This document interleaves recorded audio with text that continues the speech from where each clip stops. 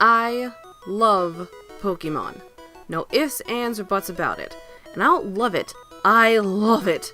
As a child, I started off with Pokemon Yellow, and just recently picked up the dual pack of Pokemon Ultra Sun and Ultra Moon. And my dedication to this series is serious. About half a year ago, I declared that I'm going to be going for a complete in-box Pokemon collection, and I'm pretty far into it. I love Pokemon. So then why, when I first saw the trailer for Pokken, my initial reaction was, yay? I don't know.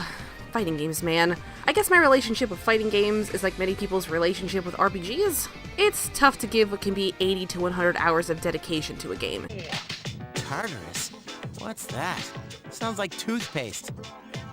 And for me, I really have no patience to learn 500 different combos. So when I got my hands on Pokken Tournament, and then later Pokken Tournament XD, for the sake of my collection, I was just about as excited as I thought it would be. Back when I played it on the Wii U, it was usually at the wee hours of the morning before I had to get ready for work, lying in bed in handheld mode, and what happened? Back then, I actually got pretty into it, and I felt like I was pretty decent. Then I got the Switch version, plopped it in, and I couldn't even beat the tutorial! And listen, game, if I want to go back to the basic tutorial, definitely not for recording purposes, don't mock me with your 50,000 combos and convoluted mentality and not letting me pass the tutorial no matter how many times I try to do the same exact thing and it never works. And I'm not going to be explaining the 3-tier fighting system here, only because I know you've heard it about 20 times before this video. It's not really new information at this point. Now let's talk about why I made this video in the first place. Is it just me, or does all this instant and constant movement not really a good match for Pokemon? I know that probably, no, definitely, sounds really stupid considering Pokemon games are Pokemon fighting each other, but how about the gameplay itself? One of the great things about turn-based combat, which is what Pokemon has been riding on for more than 20 years, is that you can be in the middle of an Elite Four battle, and if you get hungry, you can put it down, go into the kitchen, make a 5-star meal, eat it, go back, and Agatha and Gengar are still waiting patiently for you to make your move. Where in a fighting game, if you stop for a second, the Pokken version of Youngster Joey is gonna beat the crap out of you. And to the same point, another great thing about turn-based strategy is that if you're in a tough spot, you can sit down and think for a second about what you're going to do to win.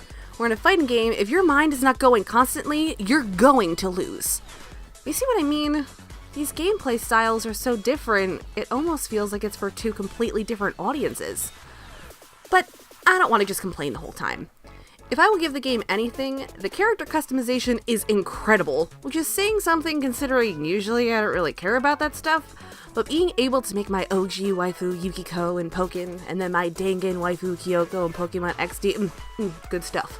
And also, although obvious, the Pokemon themselves look phenomenal, and although I highly doubt it, if this is a preview for what Pokemon in the Switch can look like, whoo, sign me up, I'm ready. And their animations are incredible as well. Who would have ever thought that a chandelier could be cute, and who ever thought that Weavile could be a little shit? I do now. And the Synergy Burst animations are some of the most amazingly creative things I've ever seen.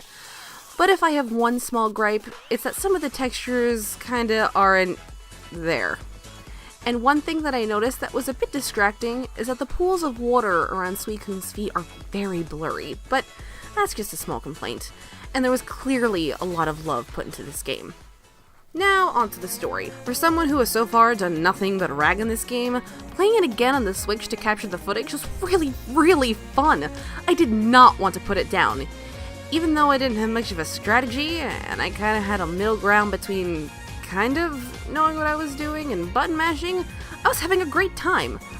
I had chosen Suicune because if you have 4 legs and you're a Pokemon, there's a 100% chance I'm going to love you, and pretty much ignore anything else. Going up the ranks in the Furum League, starting off with the league matches, I had come up with a little bit of a strategy. Starting off with Aruara Beam, hitting them with a Blizzard, and then pummeling them for dear life. And I remember doing that in the Wii U version 2, and then remembering once the strategy stopped working.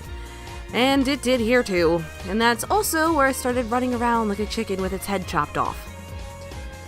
And although this time around, I tried to start using a bit more complex moves, telling myself I'll be okay as the levels just keep getting higher, something's telling me this winter streak's not gonna last for long. And once it stops, I'm gonna try to persevere, but usually if I'm not completely passionate about something, I feel no desire to go on. But back to the story. Once you beat the league matches and move on to the tournament, and then eventually go to the promotion test to beat the league champion, all of a sudden the screen goes haywire and you see a girl and her Pokemon Shadow Mewtwo. And I remember playing this in the Wii U and getting my you-know-what handed to me. I was really proud of myself that even though I wasn't doing great, I was able to push all the way through to the time limit. I was really excited. Suicune also looks really badass when I lose. So okay, yes, I do get the appeal of fighting games. But unlike a lot of other games, these games aren't like riding a bike. If you stop playing for an extended period of time, to be really good, you're going to have to play as much as you used to. And I really don't like the idea of that. After getting good to that point, sometimes I feel like people can take it so seriously, it takes the fun out of the game. Like how I feel about people on the other side of the spectrum of Pokemon, with EVs, IVs, natures, and analyzing every move down to a T. It sounds more like work than a game, but to each their own. Now, if you were wondering when I was going to touch on the multiplayer part of this game, get ready to be highly disappointed. Although couch co-op is a beautiful thing that I hope stays here forever, me and my friends aren't really competitive, and I never really understood the appeal of online multiplayer modes. Blasphemy! I know. If I want to make friends, I want to get to know them, not help them beat the crap out of others for $60 a year. So in the end, am I a fan of Pokken? Not the biggest. Do I hate it? No. It's a very strong fighting game, from my standpoint at least, a person who's never really played them before. And when I got into it, I was really getting into it. But at the end of the day, for me, it's there. It's a part of the Pokemon franchise. It's certainly better than Pokemon Dash. The story just wasn't enough to keep me going. I never really cared about the multiplayer part of games, which makes me really wonder why I own Overwatch. And the gameplay just wasn't my cup of tea. For the most part. Or maybe I just suck. I probably just suck.